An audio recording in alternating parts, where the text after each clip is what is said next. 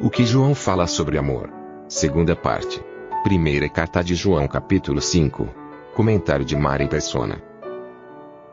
Isso é muito importante entre jovens, né? Nós sabemos que jovens, às vezes, jovens cristãos, ficam divididos, porque, puxa, meus pais ensinaram tal coisa, a palavra de Deus me ensina tal coisa, mas aquele ali que é crente, é meu irmão em Cristo, ele faz assim, faz assado. Contrariamente à palavra de Deus, mas se eu não fizer junto com ele, eu vou perder a amizade dele. Tem um versículo em João que ele fala: adúlteros e adúlteras, não sabeis vós que a amizade do mundo é inimizade contra Deus? Porque se eu amar meu irmão no amor do mundo, num amor padrão mundo, para não perder a amizade com ele, na verdade é uma amizade contra Deus, é inimizade contra Deus. Não é amor verdadeiro.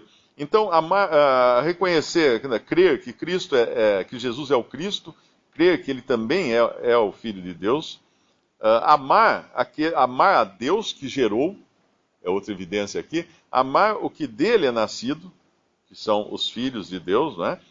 Mas esse amor, no versículo 2, ser segundo a palavra de Deus, não ser um amor segundo os caprichos humanos, só para não perder a amizade. E aí no versículo 4 ele vai continuar dando mais evidências, porque todo o que é nascido de Deus vence o mundo. O que significa esse vence o mundo? Lá em Gálatas, eu acho que é Gálatas capítulo 5, se não me engano, nós podemos abrir lá. Capítulo 6, Gálatas capítulo 6, versículo 14. Mas longe esteja de mim gloriar-me a não ser na cruz de nosso Senhor Jesus Cristo, pela qual o mundo está crucificado para mim e eu para o mundo. O mundo está crucificado para mim e eu para o mundo. Então é uma morte recíproca aí. O mundo morreu para mim. Acabou o mundo para mim. E eu acabei para o mundo. Eu morri para o mundo. Aliás, em Gálatas são cinco vezes que nos é dito do papel do cristão como crucificado, como morto. Essas 5 vezes, a gente sabe que 5 na Bíblia, assim como são os 5 dedos da mão, são uma evidência de responsabilidade do homem. Tudo que vem acompanhado do número 5 na Bíblia nos fala da responsabilidade do homem. Eu creio que a primeira vez que ele vai falar é no capítulo 2, versículo 20.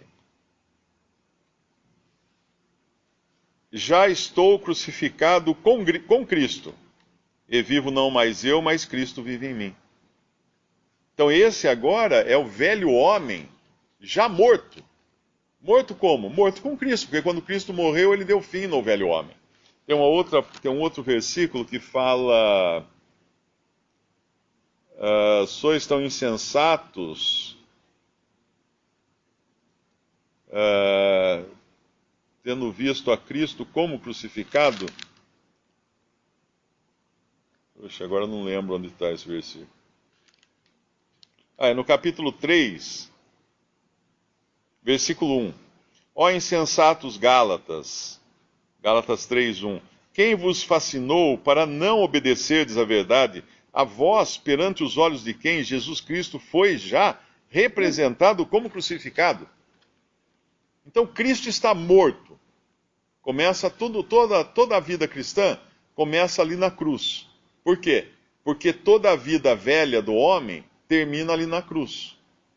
É como se fosse uma troca de bastão naquelas corridas, né? Que vê um corredor, ele está arrebentado, cansado, ele passa o bastão para outro corredor. Por quê? Porque ele não vai mais continuar. Então o homem natural parou ali a corrida dele, ali na cruz, morreu ali, em Cristo. Cristo foi já apresentado como crucificado. Aí no capítulo anterior, versículo 20, já estou crucificado com Cristo. Agora eu, morto com Cristo. Depois tem uma outra passagem que vai falar também, eu acho que é no capítulo 5, versículo 24. Lendo primeiro o versículo 22 de Gálatas 5, mas o fruto do Espírito é caridade, gozo, paz, longanimidade, benignidade, bondade, fé, mansidão, temperança. Contra estas coisas não há lei.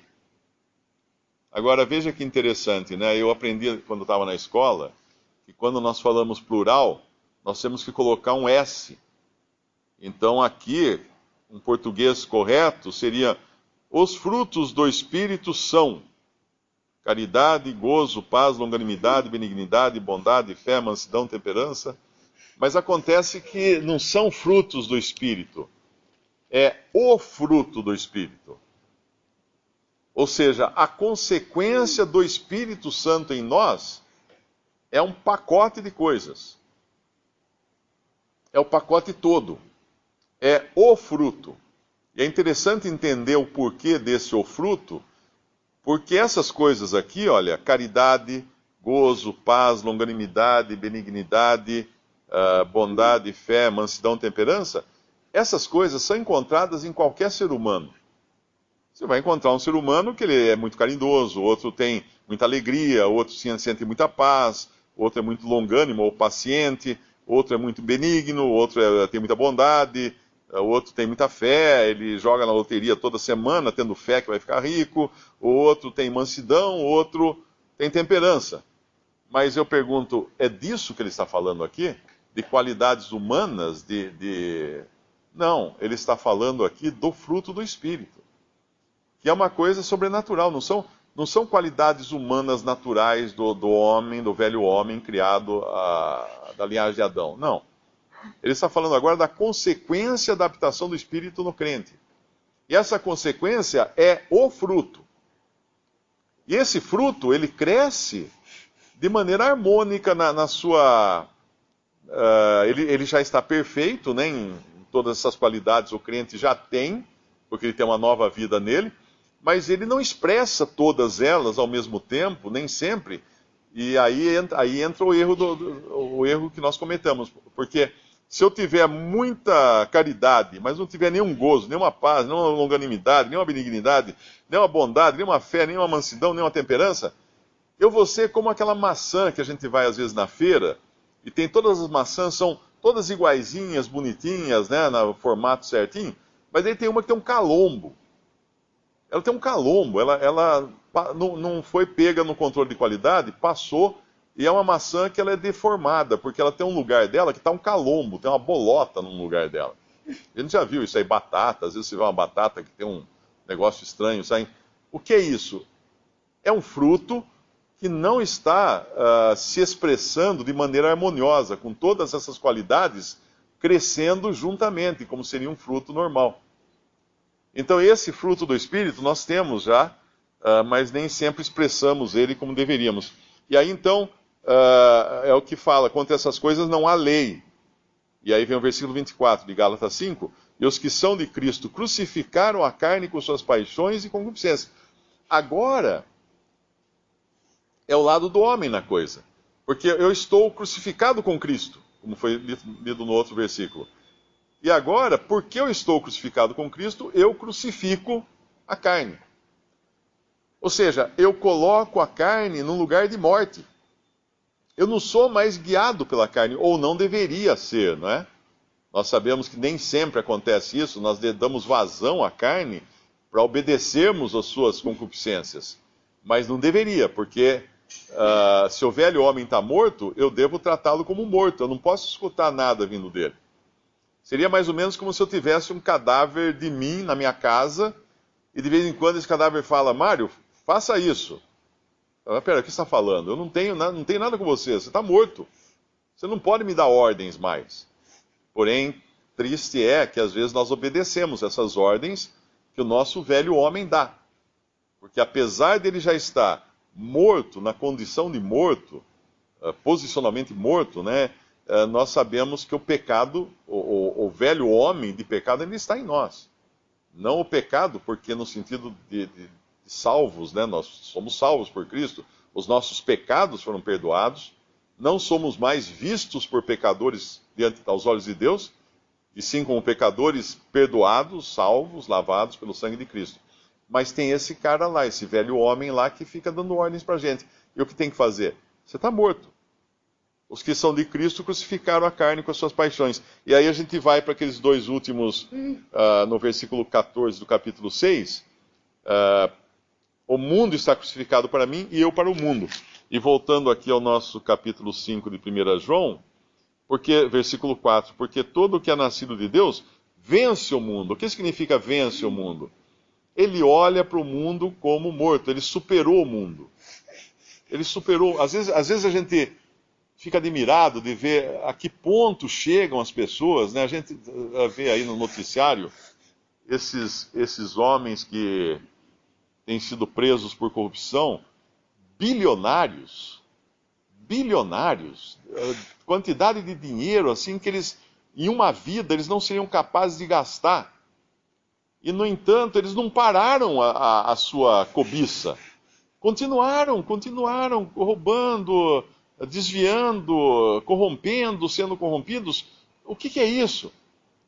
É simples explicar o que é isso. A única vida que eles têm é essa. A única vida que um incrédulo tem é nesse mundo. Se ele não aproveitar a vida que ele tem nesse mundo, o que vai sobrar para ele? Não vai sobrar outra. Então ele tem que se arrastar até o fim da vida e fazer o máximo que ele puder aqui. Porque ele não tem esperança além daqui. Mas o que crê, o que é nascido de Deus, versículo 4, vence o mundo. Ou seja, ele joga o mundo para as costas. E essa é a vitória que vence o mundo, a nossa fé. Mas que fé é essa? Hoje um e-mail chegou até mim, um irmão escreveu perguntando que se ele tiver bastante fé, então ele pode, isso garante a ele que todas as coisas que ele pedir, Deus vai obedecer, Deus vai dar a ele tudo que ele pedir. Eu falei, não é isso, isso aí você não está tendo fé em Deus, em Cristo. Você está tendo fé nas suas próprias vontades, como se Deus fosse uma cornucópia aí de presentes, ou uma lâmpada de Aladim que você esfrega e sai um gênio e você pede o que você quiser. Isso não é Deus. Isso não é Deus. A fé é em Cristo, não é fé em mim, ou em fé na minha capacidade, ou fé na minha sorte. É fé em Cristo. Tanto é que esse capítulo vai terminar dizendo do versículo 14, essa é a confiança que temos nele, que se pedirmos alguma coisa segundo a sua vontade, ele nos ouve. Ah, então aqui, olha. Se nós pedirmos e for segundo a vontade de Deus, ele nos ouve. E se nós pedirmos e não for segundo a vontade de Deus, ele pode ouvir ou não, ele pode atender ou não. Por quê? Ele pode atender para ensinar a gente que da próxima vez a gente deve pedir segundo a vontade dele. E aí não vai ser nada de bom, vai ser mais uma entrega de algo que nós pedimos que vai só trazer problemas para a nossa vida. Então a nossa fé, na realidade, deve ser em Cristo, que é o versículo 5. Quem é que vence o mundo, senão aquele que crê que Jesus é o Filho de Deus? É a fé nele, na pessoa dele, e não em coisas que ele possa nos dar. É muito tênue a diferença aí, né? Nós vemos hoje tantos cristãos correndo atrás de coisas para receber bênçãos, para receber dinheiro, para receber prosperidade, para receber curas. E não é essa fé, é a fé em Cristo. A fé que descansa nele porque ele é verdadeiro. Então essas qualidades são aquelas que distinguem e identificam aquele que realmente é nascido de Deus.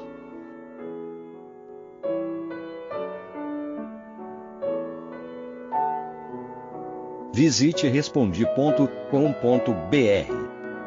Visite também 3minutos.net.